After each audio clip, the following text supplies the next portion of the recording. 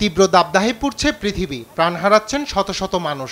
তাপপ্রবাহ ইউরোপের দু একটা দেশ দিয়ে শুরু হলেও অল্প সময়ে ছড়িয়ে পড়ছে বিশ্বের বিভিন্ন প্রান্তে। বাদ নেই এশিয়াও। আবহাওয়ার এমন বিরূপ আচরণের জন্য জলবায়ু পরিবর্তনের প্রভাবে সৃষ্ট পরিবেশ বিপর্যয়কেই দুষছেন বিশেষজ্ঞরা।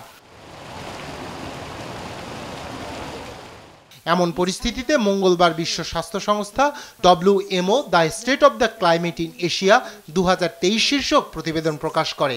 এতে বলা হয়, বিশ্বব্যাপী গড় উষ্ণতার চেয়ে দ্রুত উষ্ণ হচ্ছে এশিয়ার দেশগুলোর আবহাওয়া। 1961 থেকে 1990 সালের গড় তাপমাত্রার চেয়ে কেবল 2023 সালেই এই মহাদেশের উষ্ণতা বেড়েছে প্রায় 2 ডিগ্রি সেলসিয়াস। শুধু তাই নয়, ওই বছর এশিয়া মহাদেশের দেশগুলোতে সবচেয়ে মানুষ হতাহত ও অর্থনৈতিক ক্ষতির শিকার হয়েছেন প্রাকৃতিক দুর্যোগের কারণে। এক বিবৃতিতে WHO প্রধান সেলেস্তে সাউলো বলেন, জলবায়ু পরিবর্তন এ ধরনের ঘটনার প্রবণতা ও তীব্রতা বাড়িয়ে তুলেছে।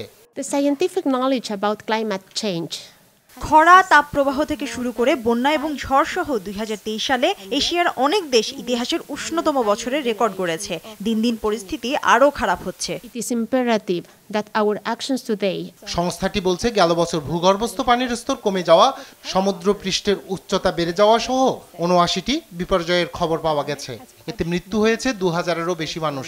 ক্ষতিগ্রস্ত হয়েছেন আরও অন্তত 90 লাখ। এদের মধ্যে বন্যা ছিল এসব প্রাকৃতিক দুর্যোগের মধ্যে অন্যতম।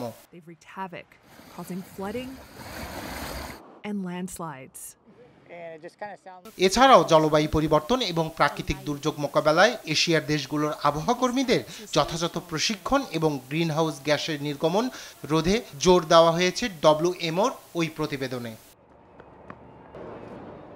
রায়হান কবির শুভ্র, নিউজ ডেস্ক, দেশ টিভি।